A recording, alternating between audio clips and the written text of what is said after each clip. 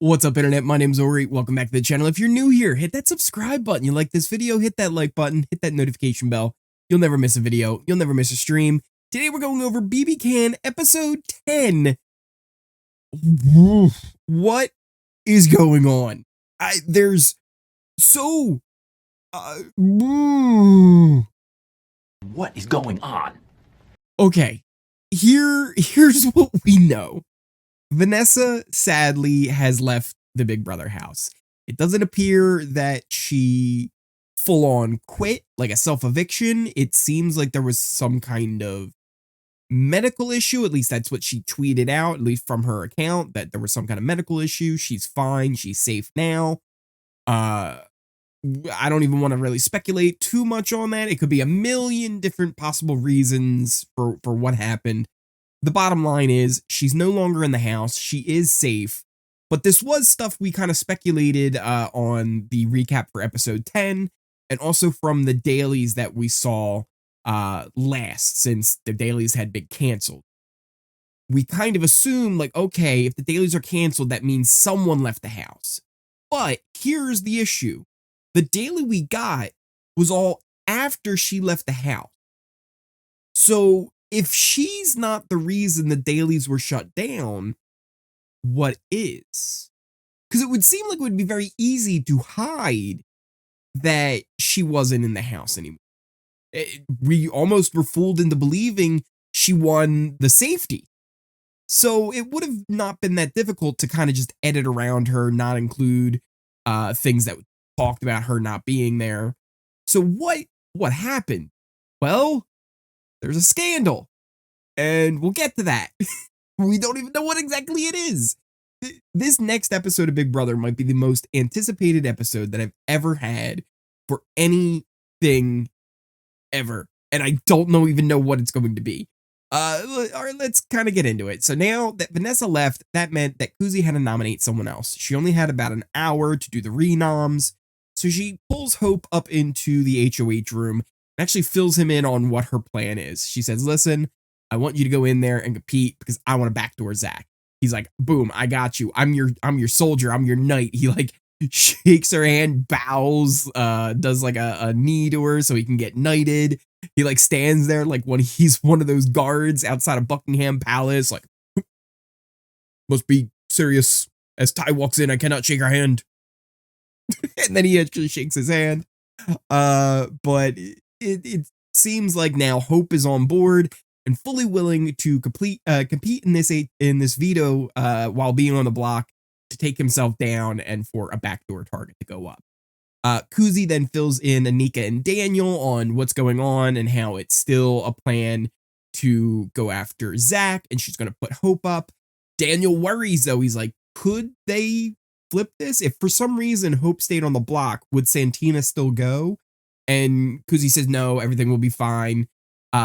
Daniel, though, then tells Zach Hope is going up. And he's like, you can't tell anybody this came from me. Daniel really thinks of Zach as kind of a big brother in there, not in the name of the show, but as a literal, like, bigger brother, someone to look up to, and was there for him when he felt like he wasn't really making a lot of friends in the house.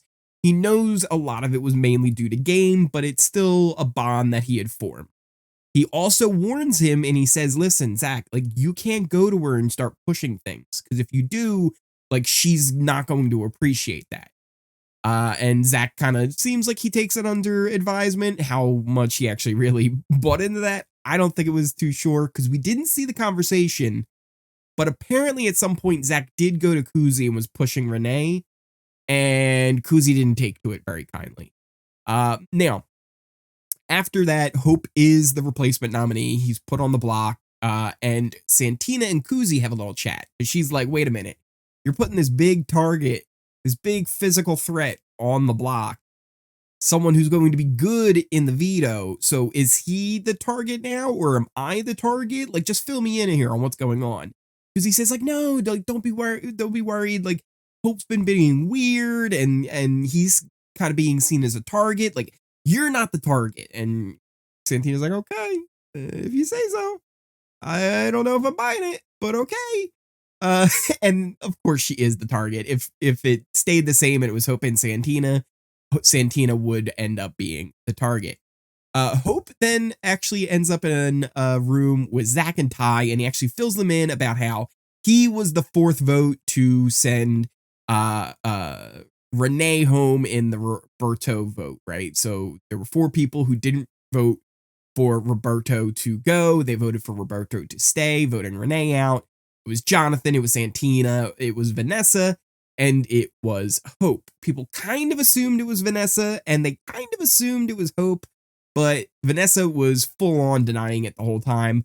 Hope comes clean, and he says, listen, like, I understand I lied to you. I'm just not a good liar, and like, I did it, right? I was trying to be a wild card, and I knew we had the votes to stay, so I'm sorry I did it. But he said, either way, you can line me up for eviction, right? This week, next week, whenever you need it, like you can send me home. But then in the DRs, he says this is all a ruse, right? This is a big lie where he's been telling people that he wants to go home and he misses being away from his family and his girlfriend, I believe, is what he was saying, that he had somebody on the outside waiting for him. So he's basically been playing up this whole idea that he wants to go home and he's not a big threat. But in reality, he's here to play and play strong.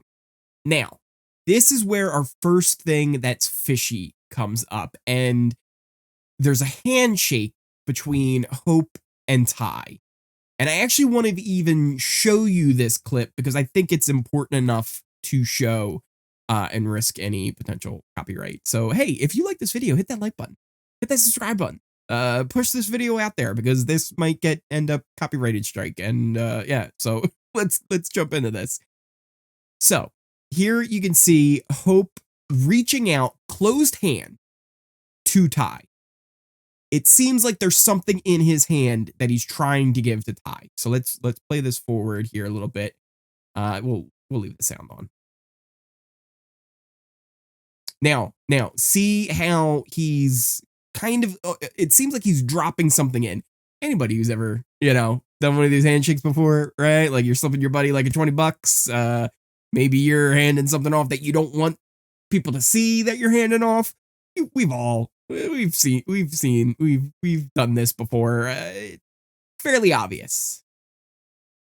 He puts them in, and Ty looks down. Ty immediately looks down and goes, "Huh? What is this?" And he's like, "Nothing. Don't worry about it. There's nothing." And they hold on, and they keep holding on. And then Ty looks down. He was obviously handed something from Hope. What it was, we don't know.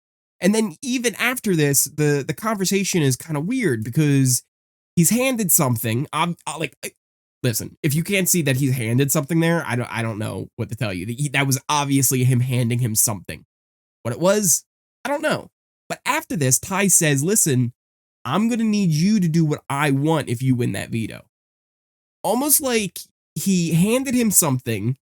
Ty knew he wasn't supposed to have something, and then knew this was power over him in saying, like, I can pretty much tell you what to do with that veto. You're going to listen to me.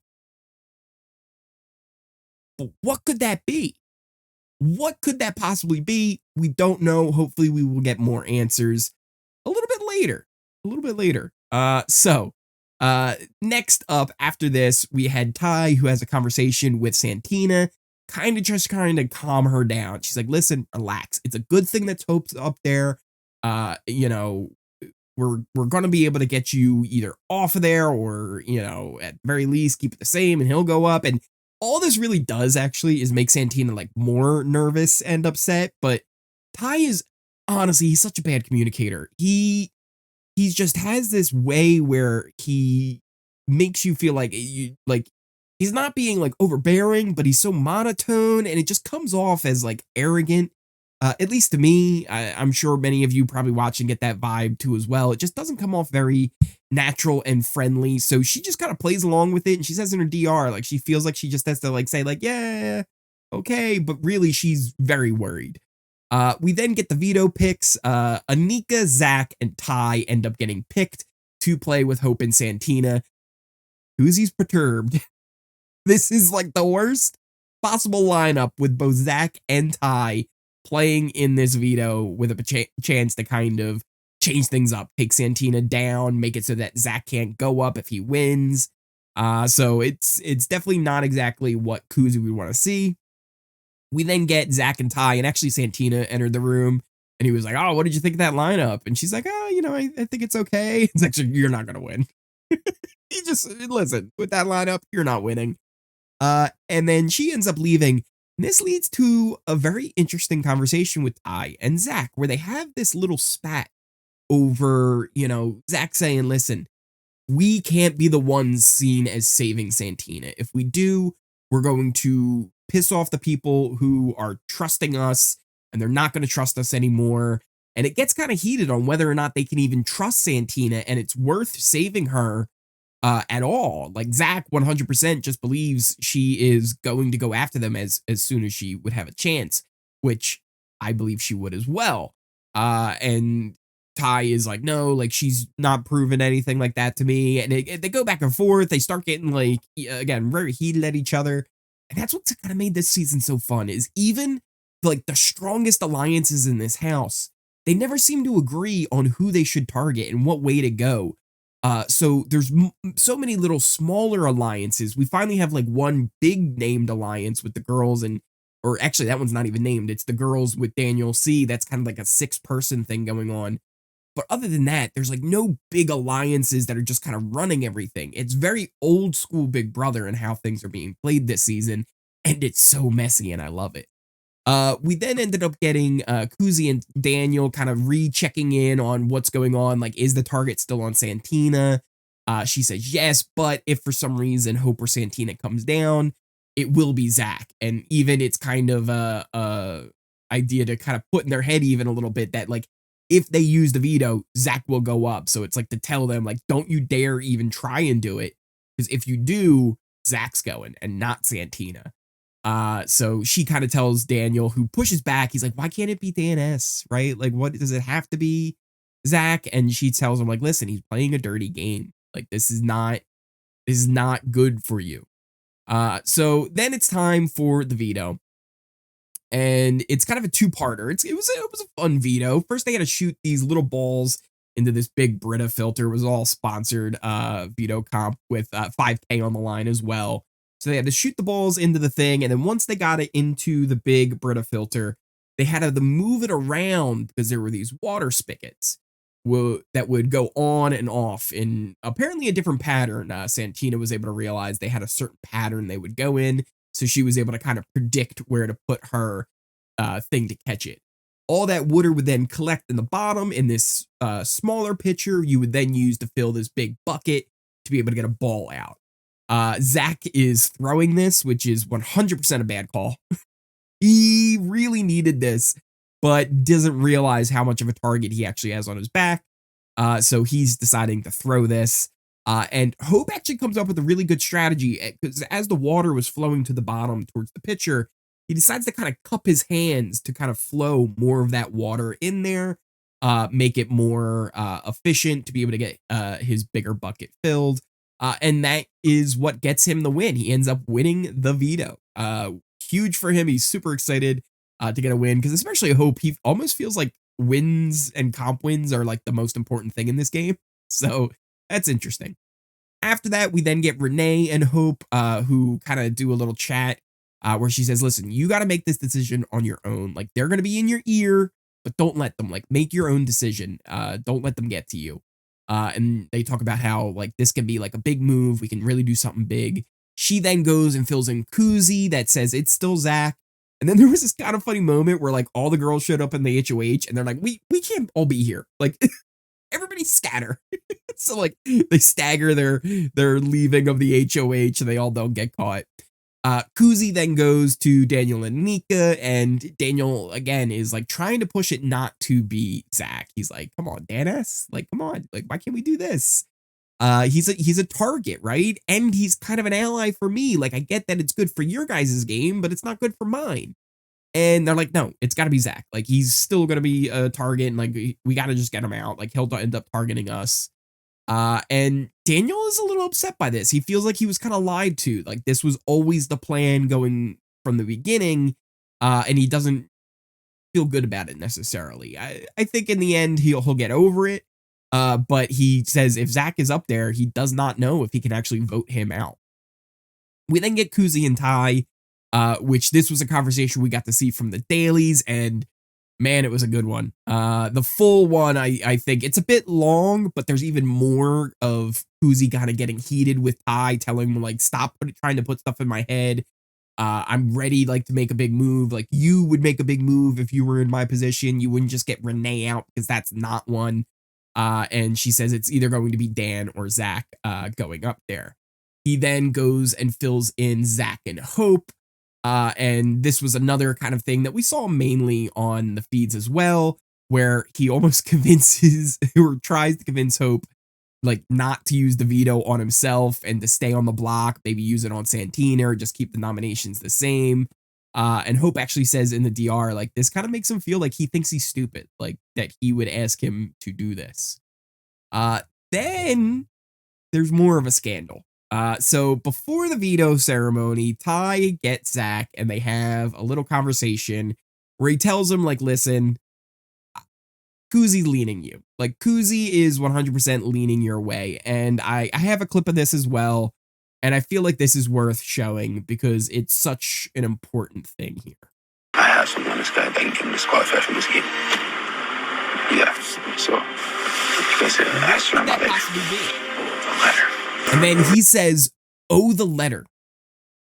So, Ty has something on Hope that can get him disqualified from this game.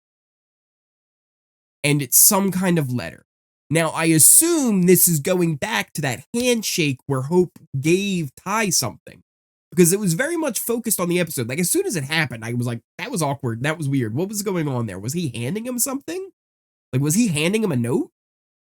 Because, like, I didn't make, like, what else could he possibly be handing him? And then for Zach to say it's a letter, it's really interesting. Like, what could this possibly be? What could there be that's that small that would matter so much that it could get him DQ'd? What, like, there's only so many things that it could possibly be. There's been some people speculating that it's substance of some sort that wouldn't be allowed in the house, which honestly I think is ridiculous for anyone to claim. And I'm kind of shocked that the people who are claiming that are associated with a very well-known coverage of Big Brother.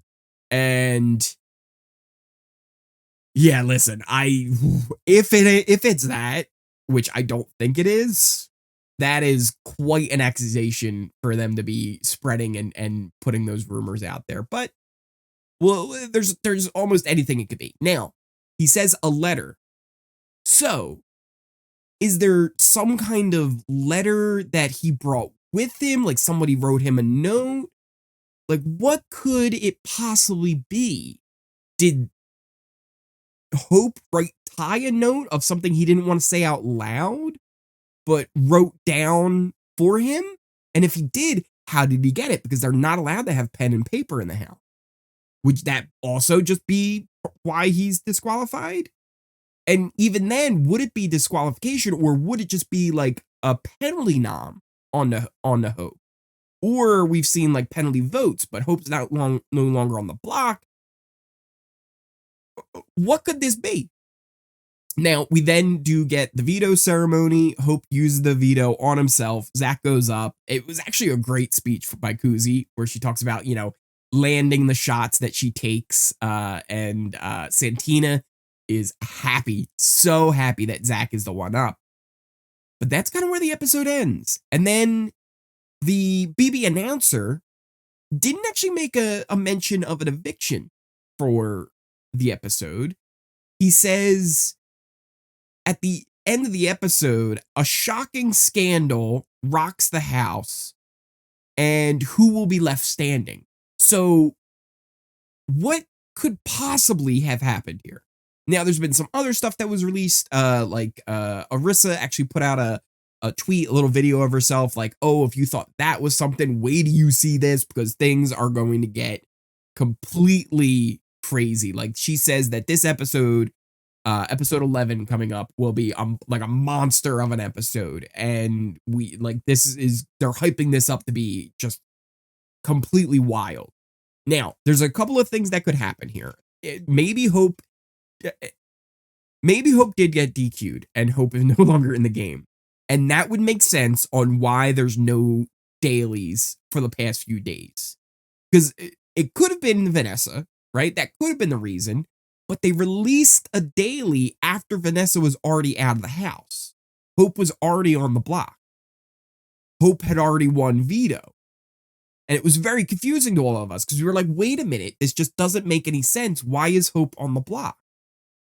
So, the reason we don't have dailies, I don't think relates to Vanessa. I think it relates to whatever this situation is. What could it be? I really don't know. Now, the only other thing I can think of is potentially there is just so much drama and yelling and there's no way to edit around it, but that even doesn't make sense because there would be something, right? There would be at least something and they could allude to it and you would hear conversations about a big blow up. So why wouldn't we get dailies unless somebody is not in the house anymore? Or they're just trying to pump up the ratings more.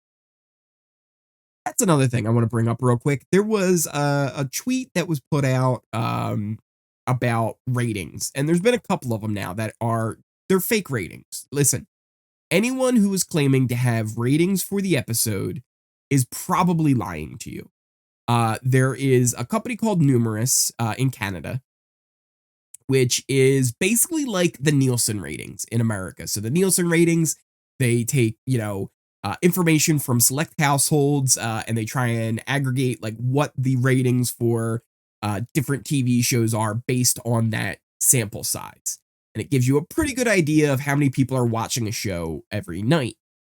There was this company, Numerous, that did it in Canada. They always are the ones who put the ratings out.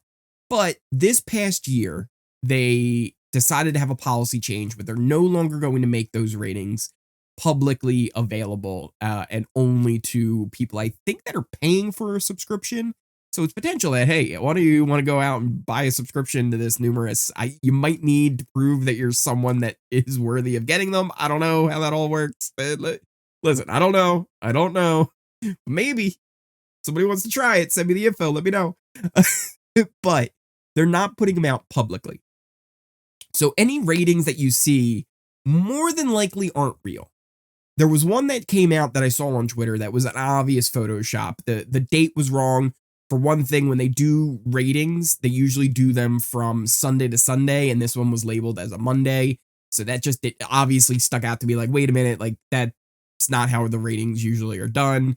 There was also a typo on it, and then they like edited it to change it, and then people were calling them out, and they were like, wait a minute, this doesn't seem right. Where did you get this? They were like, oh, from the global site. And they tried to link to it, but the link didn't go anywhere. Like, it was the global site, but it was like, this thing is not available. So it was obviously fake. There was another one that came out recently, and it was backed with a news article. Now, the guy who wrote the article, it's basically just his blog, right? Like, it's literally just a blog post. But it does say that he does write for other publications, so maybe he has some credibility too. Even if it's true, because what he said in there was the ratings were about 460,000, which would be about half of what they used to be. Even if that's true, and people are like, oh, look, the ratings are down, it also says very clearly in that article that something to keep in mind about these ratings is all ratings are down, and currently 500,000 is the new million in Canada, right? So if you're getting 500,000 views, it's like you were getting 1 million views in years past because so many different things are pulling away audiences like streaming services and the like. So if you take that into account and all ratings are down is what he's saying, well, then that rating actually is pretty decent. Because what he's saying is if a 500,000 is a million and they got around 460, you would double that. So you're looking at almost 900,000 people that are watching it. But again, that's like what it would compare to in previous years because all ratings are down. So really, that number wouldn't actually be that bad if that is even true. And I'm not 100% convinced it's true.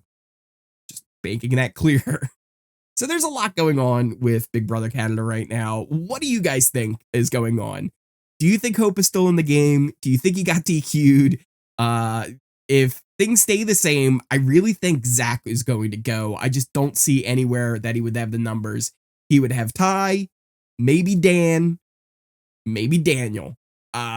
Everyone else is going to be voting him out of the house if he stays up on that block. I just don't see how it would happen. Even if Hope like lost his vote, that's 3 that are voting for Ty to stay, and then you got Renee, Shania, Anika, Claudia, like Jonathan. It's just that there's too many. There's just too many people voting against him for him to possibly stay if he's on that block. Maybe he's able to miss some people and you know, get them to go his way. Maybe this scandal is enough to be like, wait a minute, like hold on, like what's going on here? I don't know. What do you guys think? Let me know in the comments down below. This was a fun episode. Like it has me excited for the next episode, and I don't know. What do you guys think? If you are new here, hit that subscribe button. You like this video, hit that like button, hit that notification bell so you never miss a video, you never miss a stream. I will have a recap for tonight's episode up on the channel here as well, so we'll figure out what's going on. Thank you guys so much for watching. I appreciate each and every one of you. Links to all of my in the description to all my socials for Twitter, for Twitch, Discord. I have a new Kick channel. Go follow Kick. I was streaming Survivor last night. It was a good old time watching that. So follow all that stuff, and it's in the description. It's in the pinned comment. Thank you guys so much for watching, and I will see you next time.